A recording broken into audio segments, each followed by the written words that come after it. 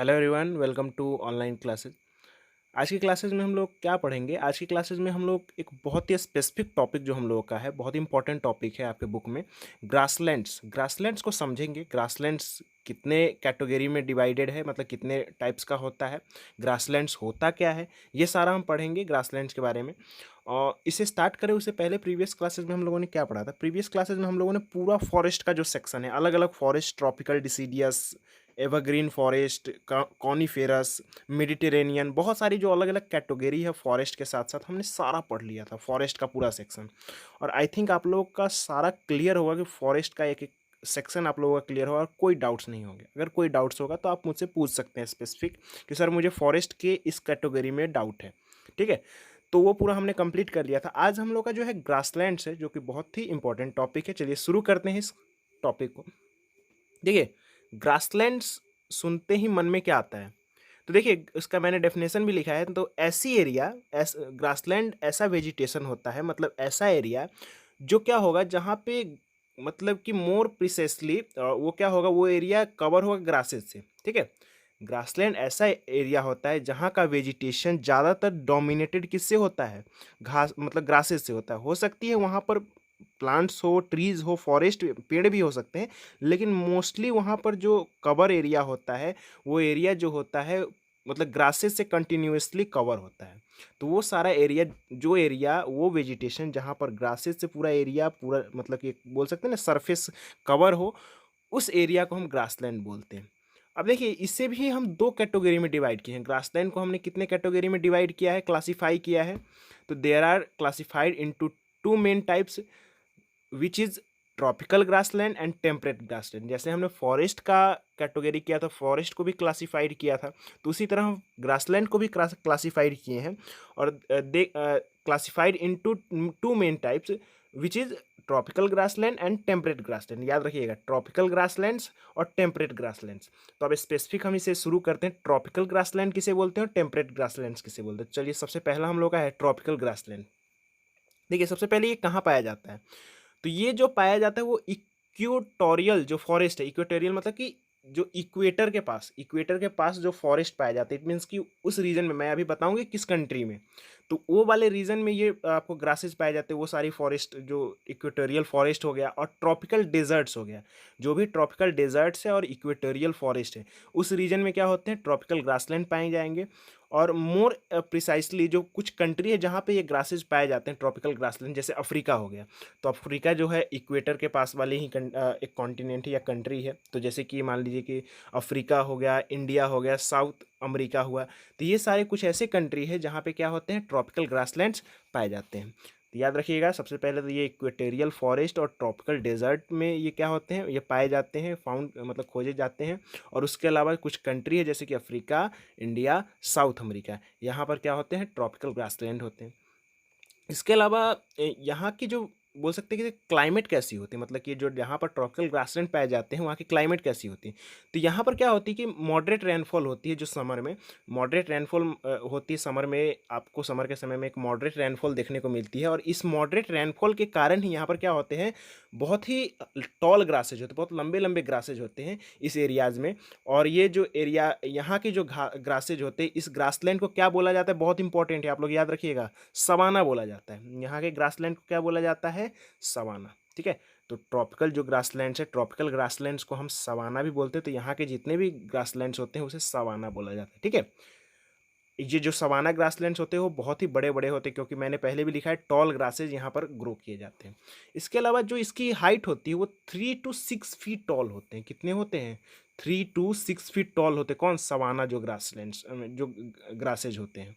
अब देखिए, यहाँ पर ग्रासेज के अलावा भी क्या होते हैं, कुछ पेड़ भी पाए जाते हैं, जैसे कुछ स्कैटर्ड, मतलब कि कुछ स्कैटर्ड मतलब क्या होता है कि बहुत ही दूर दूर। ठीक है, क्योंकि यहाँ पर डोमिनेंस किसकी है, ग्रासेज की है, लेकिन दूर दूर कुछ पेड़ भी पाए जाते हैं, कुछ ट्रीज भी पाए जाते हैं। और उस ट्रीज का नाम है जैसे एकैकिया हो गया, तो ये सारे कुछ ट्रीज हैं जो यहाँ पर पाए जाते हैं, एकैकिया। और भी ये बेब्स है। ठीक है, बेओप्स। तो ये सारे कुछ ऐसे ट्रीज हैं जो यहाँ पर पाए जाते हैं। उसके अलावा low shrubs and the thorny instead lips, मतलब यहाँ पर छोटे मोटे आपको झाड़ी वगैरह भी मिल जाएंगे। ठीक है, थोड़े इधर कांटेदार झाड़ियाँ, थ्रोन्स, बोल सकते हैं एक तरह से थ्रोनी बुशेस वगैरह जिसको बोलते हैं। तो ये ग्रासेस के अलावा आपको कुछ झाड़ियाँ भी और कुछ एक तरह से कांटेदार झाड़ी जिसको बोलते हैं वो थ्रोनी बुशेस वगैरह मिल जाएंगी आपको यहाँ। तो ये आपका था ट्रॉपिकल ग्रासलैंड। आपको यहाँ का वेजिटेशन अच्छे से क्लियर है कि क्या है, कैसी वेजिटेशन होती है, कितनी यहाँ पर रेनफॉल होती है, कहाँ कहाँ पाए जाते हैं ट्रॉपिकल ग्रासलैंड्स, और यहाँ के ग्रासेज को हम क्या बोलते हैं, सवाना बोलते हैं, जिसकी हाइट मैंने आपको बता दिया है। देखिए अब नेक्स्ट है हम लोग का टेम्परेट ग्रासलैंड्स। तो सबसे पहले समझिएगा टेम्परेट ग्रासलैंड कहाँ पाए जाते हैं। तो ये आपको interior of continent in the mid latitudes. It means कि हमारी जो मिड लैटिट्यूड्स मतलब कि जो हमारे कॉन्टिनेंट्स है, इंटीरियर ऑफ कॉन्टिनेंट्स, ठीक है, तो वहाँ पर पाए जाते हैं। और ये मिड लैटिट्यूड्स मतलब कि जो हमारी मिडिल लैटिट्यूड्स है, इट मीन्स कि आप टेम्परेट जो रीजन है हमारा, वहाँ पर क्या होता है, टेम्परेट ग्रासलैंड्स पाए जाते हैं। और इसके अलावा क्या बोला जा रहा है कि they have different name at different, और इसका जो नाम है टेम्परेट ग्रासलैंड्स का, वो अलग अलग रीजन में अलग अलग नाम है क्या है। तो अलग अलग रीजन्स में अलग अलग नाम जरा देख लेते हैं। देखिए इसको नॉर्थ अमेरिका में प्रेरीज बोला जाता है, साउथ अमेरिका में क्या बोला जाता है, पैम्पास बोला जाता है। उसके बाद यूरेशिया में स्टेपी बोला जाता है। उसके अलावा अफ्रीका में वेल्ट्स बोला जाता है, ठीक है। और इसके अलावा ऑस्ट्रेलिया में इसको डॉन्स बोला जाता है, ठीक है। तो अलग अलग जगह पर अलग अलग नाम है। कुछ फेमस नाम याद रख ले, जैसे प्रेरीज हो गया नॉर्थ अमेरिका में, पैम्पास हो गया साउथ अमेरिका में, स्टेपीज हो गया यूरेशिया में। तो ये सारे कुछ इंपॉर्टेंट नाम से, वेल्ट्स हो गया अफ्रीका में। तो ये आपको याद रखने हैं कि अलग अलग रीजन में टेम्परेट ग्रासलैंड को के ग्रासेज को अलग अलग रीजन में अलग अलग नाम से जाना जाता है। इसके अलावा कह रहा है कि do not receive adequate rainfall so short grasses and few scattered trees. यहाँ पर ज़्यादा वर्षा न होने के कारण कैसी यहाँ की वेजिटेशन होती है, तो यहाँ पर जो ग्रासेज होती है बहुत छोटी छोटी होती है, ठीक है। और कुछ छोटे मोटे कह सकते हैं तो स्कैटर्ड दूर दूर कुछ पेड़ भी पाए जाते हैं, अलग अलग बोल सकते हैं ना कि छिन्न भिन्न करके कुछ पेड़ भी पाए जाते हैं दूर दूर, जिसमें विलो हो गया, एडर हो गया, ये सारा कुछ एल्डर, ये सारे कुछ कह सकते हैं ट्रीज पाए जाते हैं जो दूर दूर होते हैं, स्कैटर्ड होते हैं। उसके अलावा यहाँ नेक्स्ट है ये सारा हम लोग का। देखिए अब आप लोगों का ग्रासलैंड वाला कंसेप्ट क्लियर हो गया। जैसे कि ग्रासलैंड हमने पढ़ा, ग्रासलैंड क्या होता है, ऐसी एरिया जहाँ पे डोमिनेंस हो किसकी, ग्रासेज की।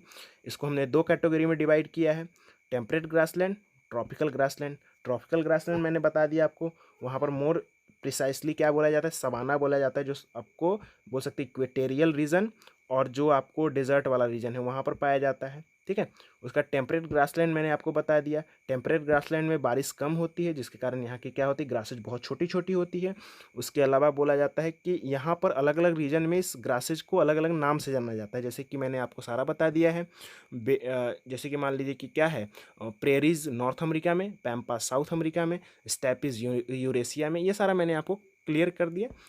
आई थिंक आप लोग को यहाँ कोई दिक्कत नहीं है। नेक्स्ट अब हम लोग का है जो, देखिए एक और वेजिटेशन जो होता है पूरे वर्ल्ड में अलग अलग पाया जाता है, जैसे कि सर्ब्स, आप समझते हो सर्ब्स मतलब कि झाड़ी वगैरह होते हैं ना, सर्ब्स जो झाड़ियाँ वगैरह होती कांटेदार। Shrubs grow in areas of very high and low temperature and scanty rainfall. अब देखिए सर्ब्स जो होते हैं, झाड़ियाँ जो होती है कांटेदार झाड़ियाँ, जो इस तरह की होती है थ्रोनी बुशेस वगैरह, तो ये कहाँ पर ग्रो करती है, तो ये जो सर्ब्स होती है वो ऐसी रीजन में ग्रो करती है जहाँ पर बहुत ज़्यादा टेम्परेचर होता है या बहुत लो टेम्परेचर होता है, और वहाँ पर रेनफॉल जो होती है वो बहुत ही कम होती है।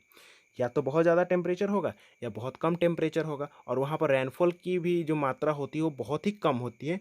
तो उस रीजन में क्या होती है, आपको सर्ब्स ग्रो करती है। क्या ग्रो करती है, मतलब जो झाड़ी होती है, जो एक तरह से कांटेदार झाड़ियाँ होती है, तो वो क्या करती है, ग्रो करती है उस रीजन में। ये आप लोग क्लियर हो। नेक्स्ट हम लोग का है, नेक्स्ट वेजिटेशन जो हम लोगों का है ये भी बहुत इंपॉर्टेंट है, डेजर्ट वेजिटेशन। इसको समझिएगा, डेजर्ट वेजिटेशन क्या होता है, नाम से ही क्लियर हो गया। डेजर्ट वाले रीजन, जैसे कि हमारे इंडिया में भी डेजर्ट वाला रीजन है, पूरा राजस्थान वाला। तो डेजर्ट वेजिटेशन में नाम से क्लियर हो कि यहाँ का जो रीजन्स डेजर्ट, कहाँ पे डेजर्ट वेजिटेशन होता है। तो सबसे पहले समझिएगा, the hot desert are found tropical and subtropical region. जो हॉट डेजर्ट वेजिटेशन पाया जाता है वो कहाँ पाया जाता है, तो जो ट्रॉपिकल रीजन है, ट्रॉपिकल मतलब कि हमारे ट्रॉपिकल जो जो ट्रॉपिकल रीजन मीन्स कि जो इक्वेटर के ऊपर, ठीक है, वो पूरा ट्रॉपिकल रीजन्स है। तो वहाँ पर क्या होता है, ट्रॉपिकल और सब ट्रॉपिकल रीजन में आपको हॉट डेजर्ट्स पाए जाते हैं, जिसे हम क्या बोल सकते हैं, जैसे कि कुछ वेल नोन डेजर्ट्स है, जैसे आपको पता भी होगा सहारा हो गया, इसके अलावा कालाहारी हो गया, द अरेबियन हो गया, द अटकामा हो गया, द ग्रेट ऑस्ट्रेलियन डेजर्ट हो गया। तो ये सारे कुछ इंपॉर्टेंट डेजर्ट्स के नाम हैं जो आपको फेमस है, जैसे सहारा हो गया अफ्रीका में। तो ये सारे कुछ इंपॉर्टेंट डेजर्ट्स हैं जो क्या होते हैं, ट्रॉपिकल और सब ट्रॉपिकल रीजन में पाए जाने वाले डेजर्ट्स हैं, ठीक है। इसके अलावा बोल सकते हैं कि यहाँ की वेजिटेशन कैसी होती है, तो वही थ्रोनी बुशेज, कांटेदार झाड़ी होती हैं, थ्रोनी बुशेज होंगी, और स्कैंटी बोल सकते हैं स्क्रब्स होती हैं। स्क्रब्स मतलब वही कांटेदार एक तरह से निकली हुई बहुत झाड़ी जैसी होती है स्क्रब्स। और कैक्टस और एकेकिया यहाँ पर ज़्यादा पाए जाते। कैक्टस आप लोग ने देखा भी होगा, कैक्टस और एकेकिया। तो ये सारा यहाँ का वेजिटेशन है जो बेसिकली ऐसा वेजिटेशन होता है जहाँ पे क्या, ऐसा वेजिटेशन यहाँ पे सर्वाइव करता है जिसको रेनफॉल बहुत कम मिलती है, बारिश कम होती है, और वो क्या होती है, बारिश कम होती है और वहाँ के टेम्परेचर को क्या कर सके, एब्जॉर्ब करके उस वेजिटेशन को सर्वाइव कर पाए, उसी तरह के उस टेम्परेचर को उसमें सर्वाइव कर पाए, उसी तरह की वेजिटेशन क्या होती है यहाँ पर पाई जाती है। तो जैसे कि कैक्टस हो गया, तो ये सारी कैक्टस हो गया, तो कैक्टस क्या होती है, यहाँ के वेजिटेशन में सर्वाइव कर जाती है, तो इसलिए कैक्टस यहाँ पे पाई जाती है। और कुछ कोल्ड डेजर्ट्स भी हैं, जैसे कोल्ड डेजर्ट्स क्या है, लेह लद्दाख रीजन हो गया, लेह लद्दाख रीजन जैसे जम्मू एंड कश्मीर में हो गया, गोबी डेजर्ट हो गया। तो ये सारा कुछ कोल्ड डेजर्ट्स हैं जो कि जैसे कि कोल्ड डेजर्ट हो गया, तो यहाँ पर क्या होती है कि ऐसा डेजर्ट जो कि आपको यहाँ के टेम्परेचर कम होती है, ठीक है, यहाँ के टेम्परेचर लो होती है, लेकिन उस रीजन में भी क्या होती है, डेजर्ट पाई जाती है। तो वो क्या हुआ, कोल्ड डेजर्ट्स हो गया। नेक्स्ट है हम लोगों का टुंड्रा वेजिटेशन। टुंड्रा वेजिटेशन नाम से क्लियर हो रहा है। देखिए ये सबसे पहले ये टुंड्रा वेजिटेशन है क्या और कहाँ पाया जाता है। तो देखिए टुंड्रा वेजिटेशन जो है टुंड्रा रीजन में एग्जिस्ट करता है, जैसे कि आपको बियॉन्ड द नॉर्थ पोल के जो पास होता है, एकदम जो नॉर्थ पोल रीजन में, और जो आर्कटिक सर्कल के पास, मतलब आर्कटिक सर्कल के पार और नॉर्थ पोल के पास, तो यहाँ पर जो वेजिटेशन कह सकते हैं एग्जिस्ट करती है उसे हम बोलते हैं टुंड्रा वेजिटेशन। तो आप लोग को नाम से ही क्लियर होगा। देखिए यहाँ पर वेजिटेशन होगी, पहली बात मतलब होगी ही नहीं, बहुत कम वेजिटेशन होगी। सबसे पहले समझिए नॉर्थ पोल तक पहुँचते पहुँचते सन की लाइट वहाँ पर पहुँचेगी नहीं, बहुत कम पहुँचती है। टेम्परेचर क्या होती है, बहुत कम रहती है। आपको नॉर्थ पोल वाले रीजन में चले जाइएगा तो मैंने आप लोग को आई थिंक मैप वाला जो करवाया था कि अर्थ पर कहाँ कहाँ कितनी लाइट पहुँचती है। जैसे इक्वेटर हो गया तो वहाँ पर सबसे ज़्यादा क्या होती है, सन की लाइट पहुँचती है, सन की रेज फॉल करती है। उसका जैसे उससे दूर चले जाते हैं, जैसे कि मान लीजिए टेम्परेट रीजन में जाते हैं तो वहाँ पर कम जो क्या होती है, सन की रेज फॉल करती है। उसके ऊपर जब जाते हैं हम तो नॉर्थ पोल वाले रीजन पर तो एकदम से बहुत कम हो जाती है, तो वहाँ पर क्या रहती है, सालों भर बर्फ जमी रहती है, ठीक है। तो वहाँ पर बहुत कम टेम्परेचर रहती है। तो यहाँ इस रीजन में क्या होती है, नॉर्थ पोल और आर्कटिक सर्कल के पार और नॉर्थ पोल वाले रीजन में जो टुंड्रा वेजिटेशन होती है, जैसे कि ये कनाडा हो गया, अलास्का हो गया, सदर्न ग्रीनलैंड हो गया, तो इन सारे पार्ट्स में एक्सटेंड है, इन सारे पार्ट में फैला हुआ है क्या, टुंड्रा वेजिटेशन। अब यहाँ पर बात किया जाए यहाँ पर वेजिटेशन कैसी होती है, तो कुछ फ्यू बोल सकते हैं कुछ ऐसी ट्रीज यहाँ पर एग्जिस्ट करते जो इस बोल सकते हैं टेम्परेचर को एब्जॉर्ब कर जाए, इस टेम्परेचर को सस्टेन कर जाए, जो यहाँ पर इतनी ठंड रहती है। वो उसी तरह की यहाँ पर वेजिटेशन क्या करती है, ग्रो कर सकती है, और उसी तरह की वेजिटेशन एग्जिस्ट कर सकती है। जैसे विल्लो हो गया, बिर्च हो गया, एल्डर हो गया, यहाँ पर इस तरह की जो कुछ ट्रीज़ होती हैं या इस तरह की कुछ वेजिटेशन होती है, ट्रीज़ होती है जो यहाँ पर ग्रो करती है इस एरियाज़ में। तो देखिए टुंड्रा मैंने आपको अलग अलग वेजिटेशन समझा दिया, क्या क्या पढ़े हैं तो आपको इतना सारा कंप्लीट हुआ। देखिए ग्रासलैंड मैंने आपको बता दिया, ग्रासलैंड के सब कैटेगरी मैंने आपको बता दिया। उसके बाद डेजर्ट वेजिटेशन मैंने बताई है आपको, टुंड्रा वेजिटेशन समझा दिया। ये सारा आपको आज की क्लासेस में क्लियर हो गया है। इसमें आप लोगों को कोई भी डाउट्स होगा, आप you can ask frequently anything, अगर आपको कोई डाउट्स होती है तो, ठीक है। नेक्स्ट क्लासेज में हम लोग जो हम लोग का इम्पोर्टेंट टॉपिक है उसे हम डिस्कस करेंगे, जो एक कंजर्वेशन ऑफ फॉरेस्ट हम लोगों का होगा। वो बहुत इंपॉर्टेंट टॉपिक है, आप लोग उसे और अच्छे से सुनेंगे, और यहाँ पर आपको कोई डाउट्स होगा तो आप पूछेंगे।